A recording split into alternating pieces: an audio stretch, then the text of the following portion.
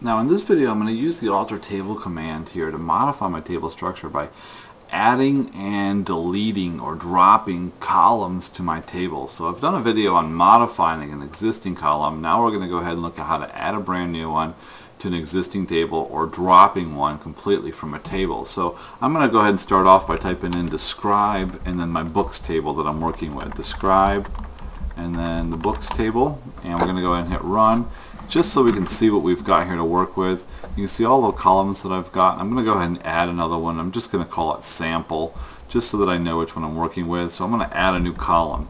So to do this, I'm going to go ahead and use the alter table command, and then the table is going to be books. So alter table books, and now we're going to use the keyword add, and this is going to allow us to add a brand new column. So I'm just going to go ahead and type in the column name that I want to work with, and I'll just call it sample.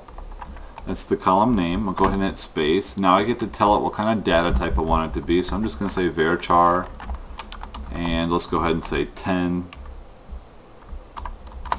and I can go ahead and say something like not null or primary key if I want it to be something similar to that, but I'm not going to. I'm just going to go ahead and end this now with a semicolon, and we're going to go ahead and run it, and you should see it. There it is. It says table altered. So now if I go ahead and hit describe my books table, it's going to go ahead and show me my new, there it is, column. So this is adding a column to it.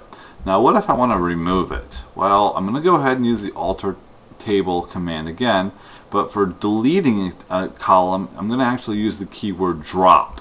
And so I'll show you. I'm going to go ahead and type that in right now. I'm going to say alter table, and it's going to be table books, and we're going to go ahead and delete that sample column that I've got. So I'm going to use the keyword drop to allow this to happen.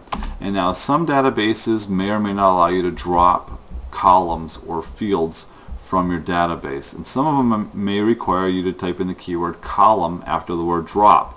I'm going to go ahead and type in column this time. You may be able to get away without having to type in the keyword column, but I'm going to go ahead and say drop and then column, and then I'm going to go ahead and hit space and name the column that I want to drop. And so I'm going to use sample. That's the one that I want to get rid of. And so if you look here, I've got sample. I'm going to say drop column sample. I'll go ahead and end that with a semicolon for my statement, and I'm going to go ahead and hit run. And it says my table has been altered. So let's go ahead now and run a describe books, and I'll go ahead and hit run. And you're going to see that my table for books no longer has that column.